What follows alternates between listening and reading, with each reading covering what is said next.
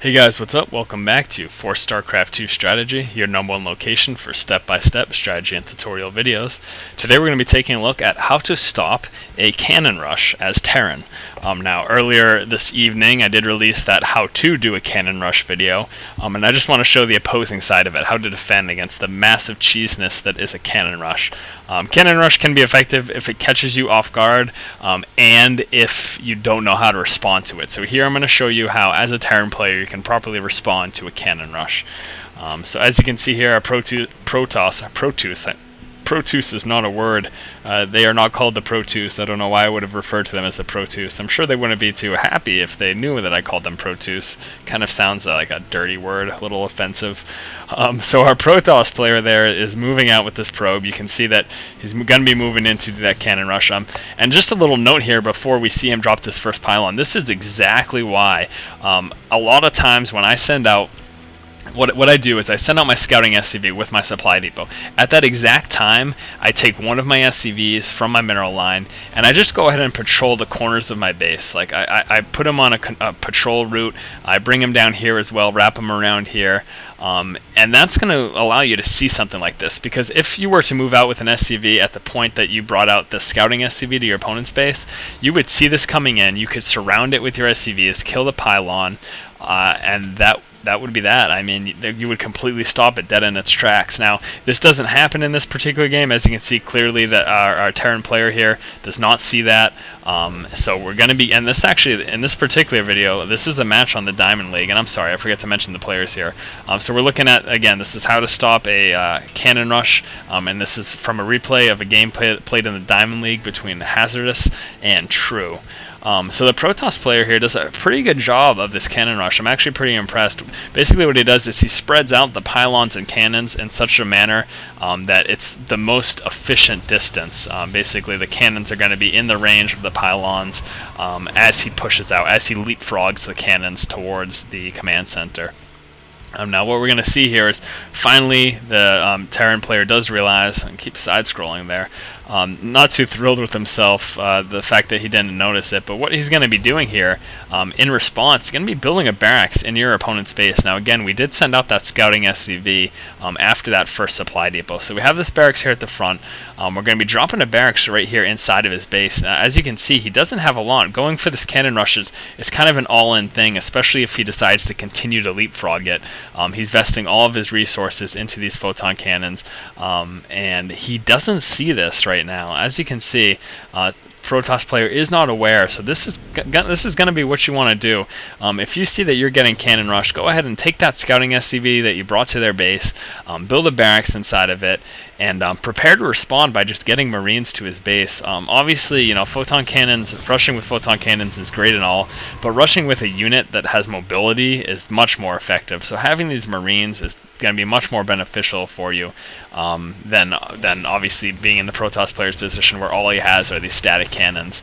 Now, I'm really happy to see here that the Terran player. I'm really happy to see that the Terran player went ahead and dropped this command center here, basically at a spot that's not as likely. Don't move into your natural. Move into a spot that's a little further away. It's not as likely that your opponent is going to be checking it. And then, you know, with these with this barracks inside of the base, start pumping out some Marines. We're going to be losing the command center here. I'm actually not too thrilled about that aspect. I really felt like it would have been well advised of him to lift this off and just bring it down somewhere. Instead of losing it for no good reason. But with that barracks they have in their base, build some Marines out of the barracks that you put there at the front of your base. And once this command center comes up, again, not in your natural, you don't really want to put it in your natural, put it in some place they're less likely to check. Once that command center comes up, you're going to be in a really good spot. You can start teching up from there, start pumping out some more Marines. We are supply blocked at the moment, so we're not going to have any more units at this point, but also in this particular position, I would be lifting off this barracks, bringing it over to your new base, and then just working from there. So as you can see, the command center is coming up. Obviously, this cannon rush forced us out of our base here. Taking a look on the Protoss player's base, we're concentrating down, trying to get this gateway to stop any zealots from coming down. Excellent move on that part. At this point, you want to be taking out any of the probes that he has, stop his production, stop his mineral flow dead in its tracks. If he had gone out and tried to take out these probes sooner, he would have been able to stop him from even expanding. Now, unfortunately, the Protoss player was able to get enough minerals to go ahead and expand, so he's likely to be moving up here now where he's got these defenses. So that kind of puts you in a little bit of a bind. I think in this particular situation where if you are getting cannon rushed and you do go ahead and get that barracks up inside of your Protoss opponent's base, you want to go ahead and hit that mineral line first. Don't worry so much. You can micro away from any zealots you may be seeing. Don't worry so much about that gateway and go for that mineral line. Stop them from being able to put up that expansion, and you'll be able to end that game much quicker. So we are taking out his main nexus here. Obviously he's not going to be mining from it anymore, but that is good because we're going to stop him from being able to use the chrono boost from that particular building. And then we're also, of course, going to be taking out his forge to stop him from making any more cannons. So at this point, for the Protoss player, it's pretty much a waiting game. We do have our command center up now, so we're just going to basically be building up from here and working out, getting these supply depots. We got that barracks there. We're going to be getting the factory as well. Probably going to want to be dropping a refinery as well. There you go, refinery's coming up. So in this particular situation, we're going to go ahead and get some mass marines to try to deal with our Protoss opponent. Now, we're in a tough situation. I think the best thing to do in this situation would be once you get a decent force of marines, move up, take out this particular pylon so you can bring your marines to the back of his mineral line and then kill off any probes that he does end up building once he gets the minerals.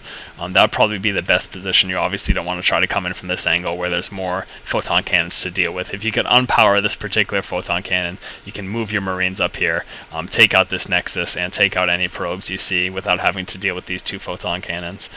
So yeah, at this point, we're just building up. We're obviously in a commanding lead right now. It's kind of obvious at this point that we've won the game. And actually, I'm just going to go ahead and put this on 2x speed. But so basically what you're going to be doing here is if you do end up not scouting that cannon rush, if you do see it in your base, what you're going to want to do is, again, with that scouting SCV, go ahead and build a barracks in their base, start making some marines, make sure you save up enough minerals and go ahead and expand. Or even, like I suggested, if he had lifted off his command center there and kind of brought it over here, that would have been fine too. I could have just started mining from there. It's going to take the probe a while to leapfrog down over there, and if he tries to just bring the probe down to start building photon cannons and pylons over here, well then you can just use your marines to take out the probes in the building, because without that ability of the protection of the leapfrog, you're not going to allow him to do that, obviously. So just teching up from here, coming out with some marines, coming out with some siege tanks. We got that siege tech now, and at this point, yeah, obviously the game is clearly over. So yeah, guys, this has been how you can properly defend against a cannon rush. Cannon rush being very cheesy. You can prevent it even more so, of course, by scouting your base early on, like I suggested. I definitely suggest always doing that, especially versus Protoss players, because you do have the possibility of this cannon rush, but you also have the possibility of a proxy warp gate in your base, or proxy gateway in your base early on, and that can be just as devastating. So yeah, guys, this has been for StarCraft 2 Strategy, your #1 location for step-by-step strategy and tutorial videos. If you guys like what we're doing here and you like what you see, please do go ahead and subscribe to our channel. Keep watching and keep owning, guys.